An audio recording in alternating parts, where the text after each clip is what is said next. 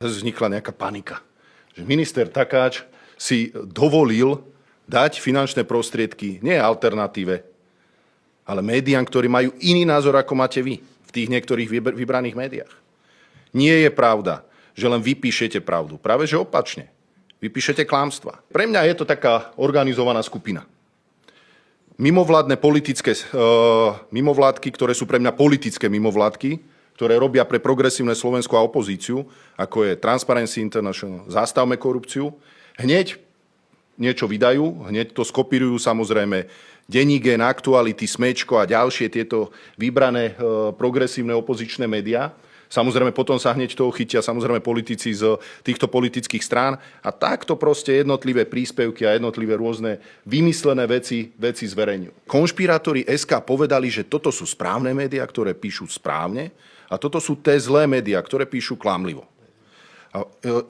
Konšpirátori SK, však si pozrime na zloženie tejto inštitúcie alebo tohto webu, ktorý o tomto hovorí.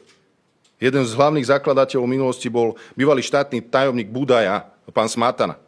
A nebudem ďalších a ďalších menovať.